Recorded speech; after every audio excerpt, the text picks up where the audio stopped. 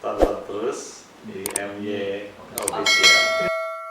Halo, ketemu kembali bersama saya.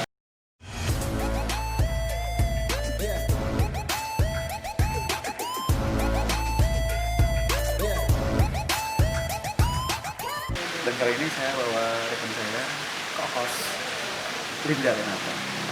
Hai.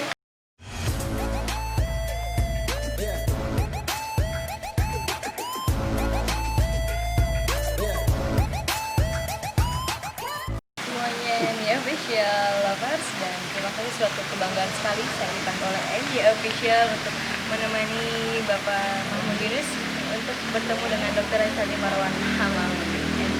Nanti kita akan ngobrol-ngobrol ringan sama beliau dari mulai mungkin kisah biografi beliau ya, sampai menjadi orang nomor satu di Sukabumi.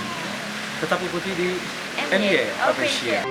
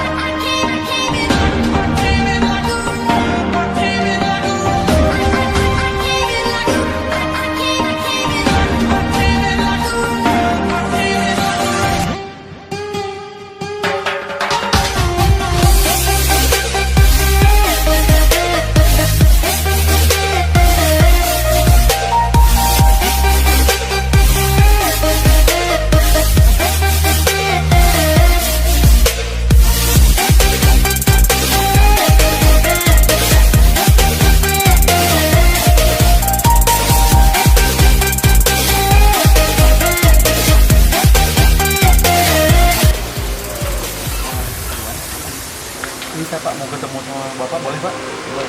Boleh ya? Dari mana? Saya dari MY Official. Iya. Mau wawancara sama Bapak boleh ya? Dan Bapak siapa ini, Pak? Bapak. Bapak Noval. Terima kasih banyak, Bapak. Yeay, Alhamdulillah kita bisa ketemu sama Bapak ya. Masih gitu. Begitu dari MY Official.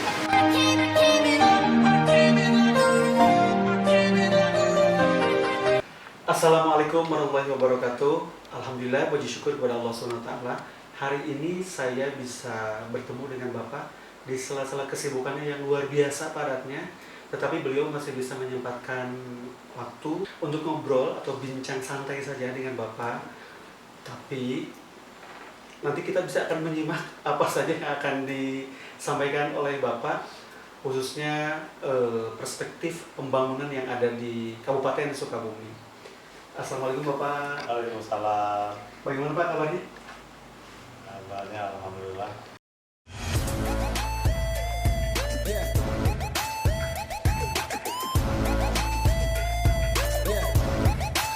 Suatu kebanggaan juga bagi kami ya, bisa Iya. bertemu langsung dengan Bapak Haji Marwan yang sangat sibuk sekali, dan sekarang ini waktunya istirahat, masih sempat menemui kita. Dan tidak terasa memang beliau sangat humble, berkeringat sebetulnya kita ya. Iya. Kita yang berkeringat. Jujur berkeringat Yang sebetulnya, santai. walaupun di sini ber-AC tapi tetap berkeringat. Ini Bapak yang ingin saya tanyakan sama Bapak, saya lihat Pak di Kabupaten Sukabumi ini, khususnya di Pelabuhan Ratu, untuk pembangunannya terlihat progresnya masih jalan di tempat. Kenapa itu Pak kira-kira? Ya banyak faktor ya, tapi yang paling tentunya yang harus disikapi ketika kebijakan menjadikan satu program yang signifikan. Insya Allah sebenarnya Pelabuhan Ratu ini dengan potensi yang dimiliki, kemudian didukung juga atau supportingnya dari masyarakatnya itu kuat,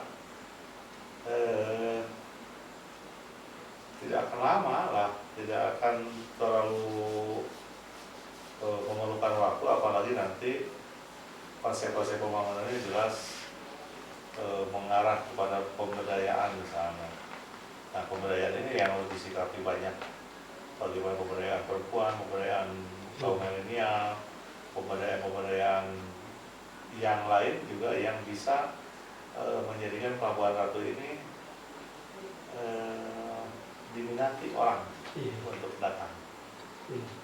Sementara ini kan kalau saya lihat yang datang katakanlah dari apa ya, hanya itu saja gitu Pak yang datang. Sepertinya memang daya tariknya memang kurang begitu menjual gitu Pak ya.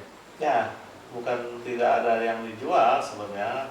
Karena tadi yang menjualnya itu belum familiar untuk bisa menjawab harapan atau ekspektasi dari yang datang ke pelabuhan. Contoh saja lah, ketika kita menata pantai, harusnya masyarakat merasa harus merasa juga memiliki bahwa pantai itu adalah salah satu sumber potensi yang bisa dijual ke orang luar.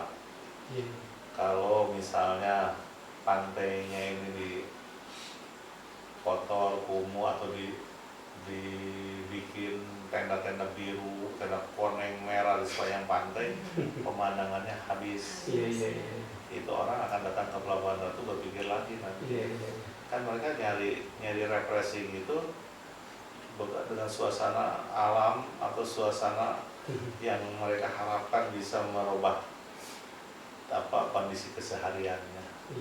Tapi tiba-tiba dia ketemu, oh tadi pengen ngeliat laut bagus, tinggal di saung itunya plastik, ya.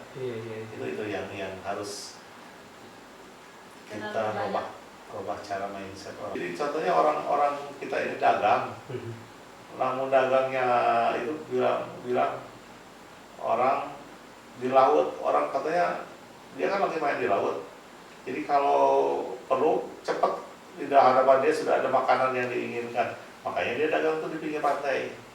Padahal salah, itu salah ketika mereka memulai berdagang di pinggir pantai karena dia sudah merusak zonasinya, zonasi tempat mereka main, zonasi mereka tempat berekspresi atau hal yang lain. Kalau Linda kan asli Pelabuhan Ratu nih Pak, terus dia udah 28 tahun pinggir laut nih Pak.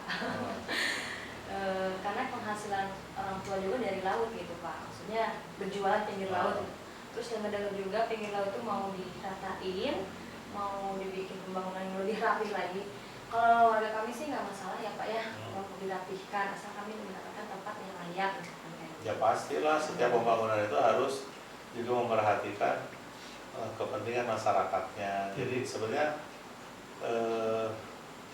kita mendorong pembangunan itu tentunya juga untuk kepentingan masyarakatnya, bukan malah nanti sebaliknya mengusir masyarakat dari wilayah itu. Tetapi tadi yang paling penting, masyarakat itu bisa paham nggak ketika tempat itu dibangun. Nah, tempat itu dibangun, tentunya juga pemerintah harus menyiapkan tempat di mana mereka harus berusaha. Nah, tempat berusaha ini juga jangkauannya harus bisa dimungkinkan. Tempat untuk mereka bermain, untuk bercengkrama, untuk mengekspresikan semua tidak terganggu, tapi ketika ada kebutuhan mereka tidak susah. Nah, ini yang ketika pemikiran ini didorong ke masyarakat, ini belum nyambung, belum tune in. Ada usaha tidak Pak mengedukasi masyarakat yang melakukan kegiatan? Harus diedukasi terutama oleh sesamanya.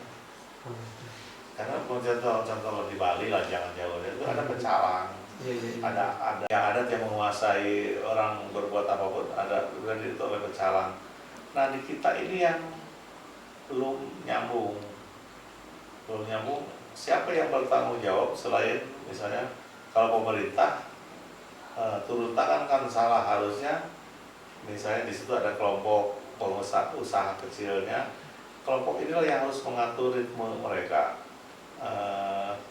Kemudian desa mungkin barangkali sebagai ujung tombak pemerintahan terdepan bisa mengawasi itu. Nah jadi pembiasaan ini yang mesti kita lakukan dari kecil sebenarnya Mas, sebelum mereka masuk kepada tataran aplikatif kehidupan, aplikasi kehidupan ya. Jadi kalau sudah biasa misalnya beruntah sederhana, itu sulit. Tapi kalau dari kecil membiasakan membuang sampah. Bicara pariwisata berarti kita Pak ya, lebih ke sana. Nah, pembangunan apa yang belum Bapak lakukan begitu, yang belum terrealisasi sekarang untuk selanjutnya mungkin Bapak akan melakukan penataan yang katakanlah minimal seperti Bali ya, katakan minimal seperti Bali begitu. Nanti akan Bapak lakukan di Pelabuhan Ratu ini sehingga banyak sekali wisatawan mancanegara begitu ya untuk tertarik datang ke Pelabuhan Ratu. Ya, kalau saya sarankan bukan harus meniru Bali ya. Iya.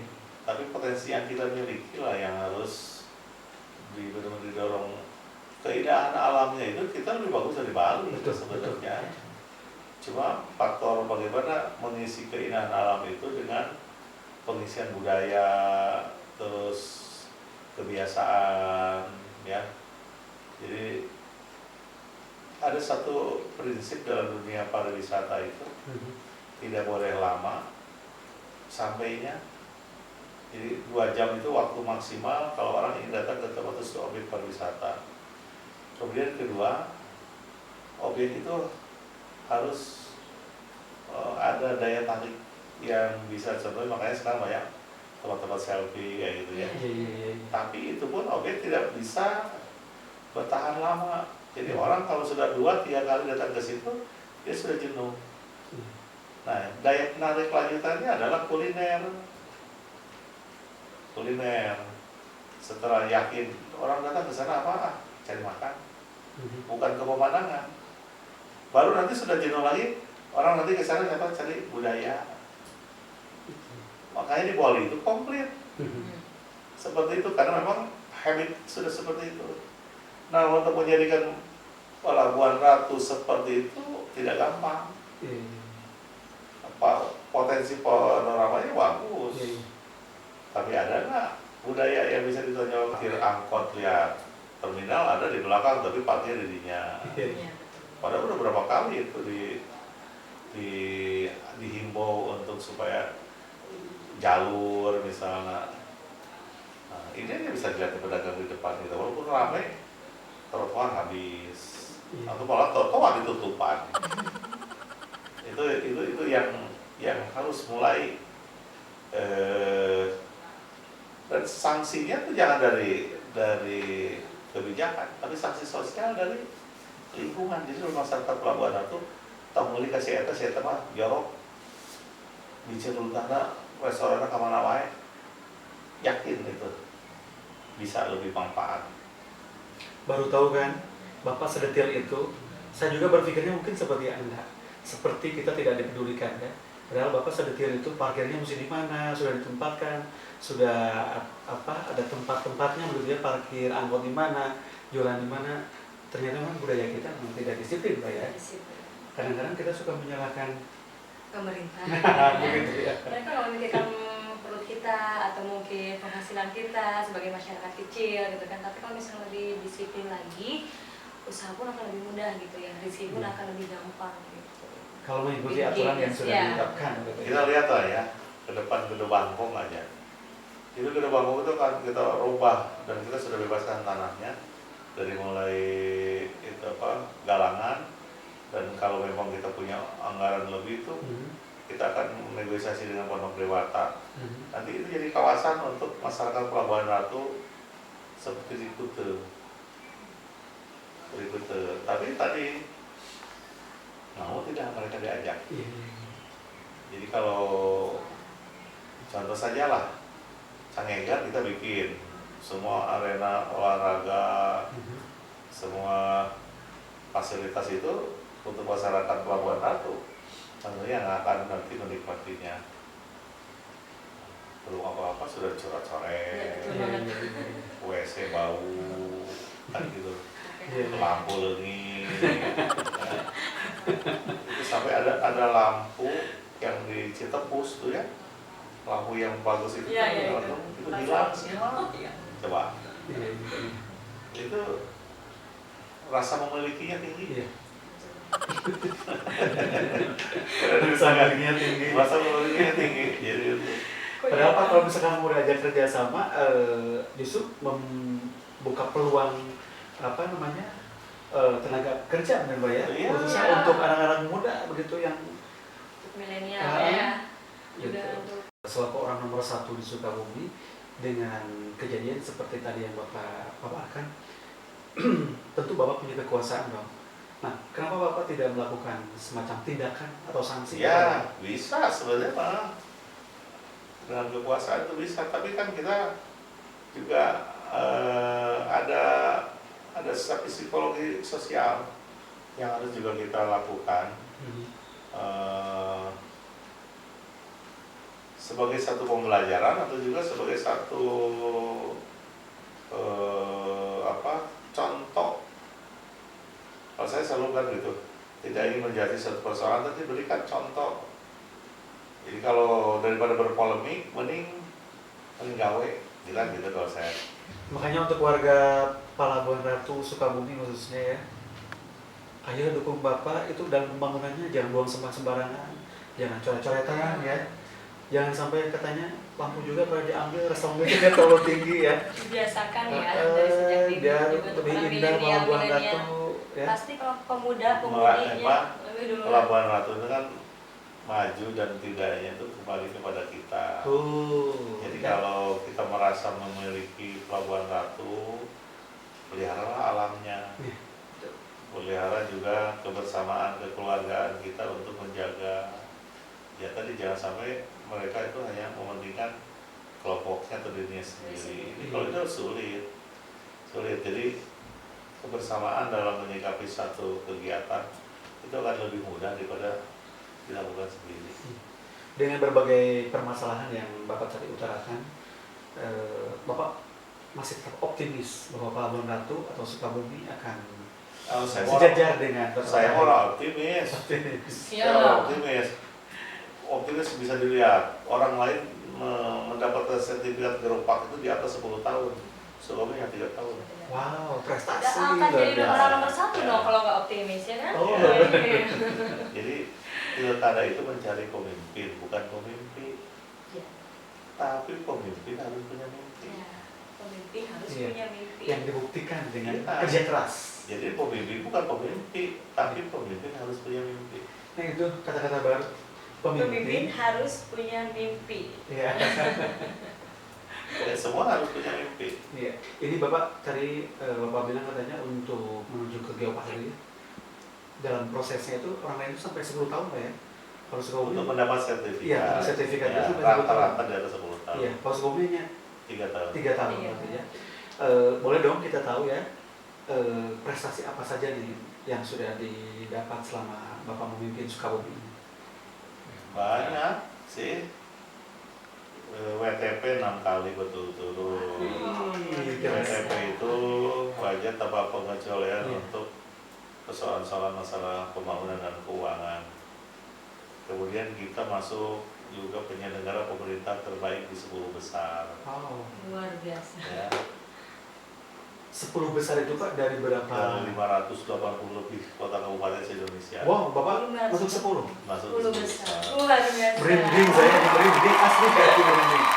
Saya enggak dengan warga Sukabumi. Selama ya 4 tahun setengah sampai 5 tahun kita dapat penghargaan kurang lebih 249 lebih penghargaan internasional, nasional maupun daerah. Yang dulu paling 30-50 lah. Iya. Makanya jangan cuma bisa nyinyir ya, dengerin prestasinya luar biasa. Anda kalau duduk di sini pasti seperti saya bisa merinding ya. Prestasi yang luar biasa untuk Sukabumi. Yang melihatnya dari kejelekan terus ya. Apa sih Kadang-kadang orang kejelekannya? begitu. Ini prestasinya banyak loh. Nah ini mungkin Bapak juga sepertinya sudah capek ya, aktivitas hari ini begitu padat. Kita akan kasih pertanyaan terakhir buat Bapak, masih ada waktu. Harapan Bapak untuk warga Sukabumi yang apa ya, yang akan disampaikan Bapak begitu untuk warga Sukabumi, apa sebetulnya yang Bapak inginkan begitu? Sebenarnya bukan saya harus menginginkan. Katanya sumber daya alam Sukabumi itu kan begitu hebat. Jadi Allah menganugerahkan kepada kita ini orang Sukabumi. Kalau tidak dioptimalkan kita jadi manusia yang merugi. Jadi kalau di surat Ar-Rahman itu jelas beberapa kali Allah mengingatkan nikmat mana pula yang harus didustakan oleh kita dan potensi yang dimiliki ini. Tetapi yang paling perlu kita catat juga untuk seluruh orang Sukabumi maupun siapapun, yang harus kita miliki itu adalah bagaimana kita harus selalu bersyukur. Itu kuncinya sebenarnya. Apapun yang kita terima, apapun yang kita dapatkan, jabatan, uang, harta atau semua, ketika kita mensyukuri, itu tidak ada nilai yang terbaik dan itu akan menjadi satu kepuasan yang tidak ada nilainya ketika kita selalu bersyukur. Tetapi ketika orang ini dalam segala kehidupan perjalanan yang tidak pernah mensyukuri nikmat yang diberikan, merasa kurang terus, dan itu akan menjadi beban hidupnya. Termasuk juga ketika kita melakukan pekerjaan, ketika kita bersyukur hari ini punya pekerjaan, kita harus berpikir masih banyak saudara kita yang tidak dapat pekerjaan. Ketika hari ini kita mendapatkan makan satu kali juga, masih mending kita makan, ada orang yang puasa tiap hari malahan, ya. Nah, ini yang perlu diyakini, Sukabumi dengan potensi yang dimiliki ini surga dunia yang kita harusnya di Sukabumi itu tidak ada yang kelaparan, tidak ada yang miskin, tidak ada yang harus alasan tidak punya pekerjaan. Itu para pekerjaan itu banyak di mana-mana, tapi kitanya yang tidak pernah melihat bahwa itu pekerjaan. Contohnya lah, hari ini anak-anak muda terutama bekerjanya itu kayak di kantor ya. Dia tidak pernah lihat proses. Padahal contohnya juga, misalnya orang berbondong-bondong jadi tenaga honor, gajinya berapa? Saya selalu mengingatkan, daripada jadi pegawai honor yang gajinya sekian, mending berwira swasta. Bertani gitu ya. Oh, bertani, jadi pengusaha bakso, jadi pengusaha besar kecil-kecilan yang lain. Dia bos sendiri, kebanggaan sendiri, kemudian pahalanya banyak. Pahalanya banyak tuh kalau disebut petani. Itu gambaran. Jadi kalau itu kita yakini, syukur pada nikmat yang diberikan, insya Allah tidak ada beban atau hal yang bagi kita sulit. Ya. Itulah tadi obrolan saya dengan Bapak Marwan Hamami. Ya, pesan terakhir, maksudnya bukan pesan terakhir ya. Pesan untuk warga Sukabumi, intinya kita harus banyak-banyak bersyukur ya, supaya kita mendapatkan berkah lagi dalam usaha ataupun dalam kehidupan.